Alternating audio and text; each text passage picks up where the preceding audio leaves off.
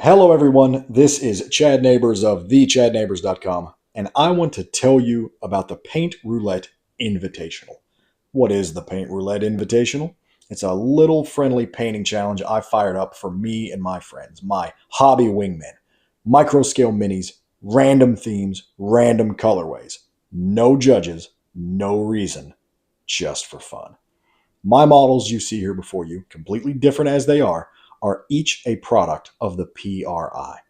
We'll look at more amazing models from the festivities in just a minute, but if you'll indulge me, I want to find out if this is something all of you would like to do. As to how the paint roulette came to be, it is a simple tale. I was in a major painting slump about a year and a half ago, stranded in the doldrums. Nothing I thought up got me to the bench. No scheme, no unique colors, nothing. I just could not find a spark of creativity to get me going. Until, that is, inspiration struck. Randomly rolled theme and random color palette. Necessity would be the fountain of inspiration. The notion set my mind to humming with possibilities, with genuine excitement. I thought, then, what better way to give this a whirl than to force some of my friends to do it with me? I was thrilled to find out that every single one of them was as excited as I was for this challenge. We all got together online via Facebook and rolled to find out what our assignments were. Then the festivities began. Everyone playing off of each other for ideas, commiserating with some difficult assignments, and truly having a ball. In the spirit of things, I rustled up some raffle prizes, generously donated by my friend Robert Ash at Fortress Miniatures and Games. A hobby challenge and camaraderie with a few pieces of loot thrown in for good measure. That's how the Paint Roulette Invitational was born. And now, 3 rounds later, having started my YouTube channel, I'm sharing this with all of you. If this all sounds like fun, if you're up for a sporty challenge, I want you to join us for the next one. And don't spare a thought about your painting skills. We've got folks of every skill level participating, and we're glad to have them. In the end, this is a just for fun thing. You won't be judged on any metric, save completion, and you'll be hanging out the whole time with like-minded hobbyists if you want to. It really is a ton of fun, guys, and if you've been looking for something to shake you out of the same old, this is a perfect opportunity. If the demand is there, I'll do a follow-up video quick on the nuts and bolts of the event, or I'll make a post back on the blog with all the details and instructions everyone will need to know. But if it's not your thing, don't worry. I've still got lots of other hobby content in the pipe for the channel here. Now, let's look at what righteous works came out of the PRI. The mini you see now is my own, a Catalyst Game Labs Stalker for Battletech that I did up during round 2. Yes, it's basically a big blimp on legs and stacked with guns, but don't be fooled. These things are killers on the tabletop. I just so happened to roll one of the most feared themes of all in the Paint Roulette, Dazzle.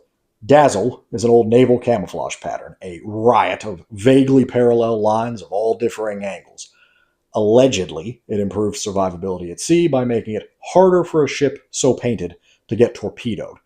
I can't tell you if it worked well or not on the ocean, and I'm willing to bet it's no good at all on land. I can tell you, though, it looks cool. And I also assert, with no ambiguity, that the pattern is a grade 5 pain in the butt to paint at this scale.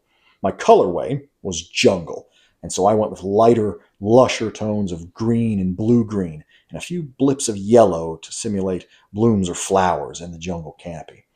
The job was long and a grueling slog, and it was all precise line work that's so important to executing this pattern with high fidelity and getting a good finished result. In the end, though, I was overjoyed with the result, and this is now one of my favorite pieces I have ever painted. This flight of imagination was also the genesis of Tracker Dan you see here on his faithful steed Ruby, but I'll tell you more about those two another time. And enough about my stuff already. It's time to show off the exemplary work of my friends who joined me on this bonkers painting foray. The following models, all for use in Battletech, are some of my very favorite pieces that emerged from rounds 1, 2, and 3. You can see their respective assignments in the pop-ups appearing in the corner of the screen for each model.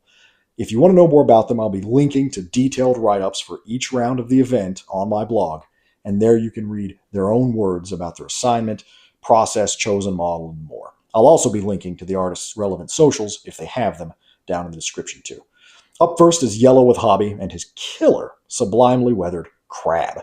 It's a basic scheme, but the execution is downright masterful. Love it. JC Craftsmage coming in next and going for gold with this awesome mini diorama consisting of an Orion and Axeman getting swarmed by elemental battle armor. That is a bad day at the office for any mech jock. The man, the myth, the legend, Brushido of Camo Specs fame, bringing out the synthwave vibes on this Mad Cat, an ode to the cover of TRO 3050. Josh Neal took great inspiration from the Fade part of his assignment to simulate the color-shifting active camo system on this Exterminator. Very clever. Zach at Arclight Miniatures trotted out a wicked cracked lava paint scheme on this Marauder 2C. Adolfo Fernandez pulled off a technically challenging Skyline camo that is the calling card of certain FRR units in the Battletech universe, and he used a rarely seen Ymir mech as his canvas. Great work as ever from him. My brother, Jeff Carlisle, pulled off an awesome twist on cold weather camo with a winter whitewash over OD for his Exterminator, kind of calling back to when tank crews would have to quickly paint over a summer painted camouflage color when cold weather arrived. Very cool. John Shore put on a spectacular reflective canopy treatment on this tiger-themed Cauldron Born. Jason Newman here, blowing minds with his museum-grade Jaeger mech, sporting livery inspired by 16th century German mercenaries. This one, folks, is so good, I can hardly believe it's real. I still can't get over it.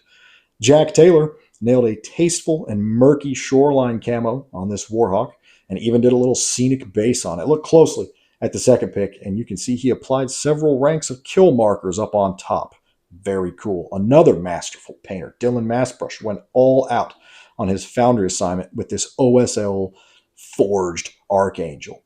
My pal Daniel Corrigan rolling out with his distinctive style on this Dazzle command wagon in round 3, and that piece was preceded by a completely unique lined woodland camo pattern on an old school metal Puma. And last, but certainly not least, Benjamin Wendt joined us in round 3 with this frigid, frosty, but still colorful Orion in his unique and distinctive style. There are so many more awesome pieces to show you guys, but I just don't have time to feature them here without losing some of you. So head to those linked blog articles in the description if you want to see and read more about the pieces from each round, and also what the lists were for the themes and colorways. Now, most importantly, dear viewers, round 4 of the Paint Roulette Invitational will be starting before too long.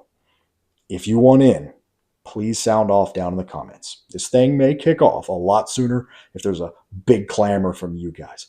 I hope you'll join us, but if not, you can still look forward to the amazing results, and I'll be sure to share and feature those here on the channel and also on the blog. That's all I've got for you this week. Thanks so much for indulging me and listening to story time about this fun little event I whipped together, and I hope you can, at the very least, try something similar, if only for yourself and just for fun. Please hit like and subscribe before you go if you enjoy what I'm putting out, and know there is a whole lot more to come. As always, have character, don't be a character, and thank you so much for watching. I will see you in the next one. Take care.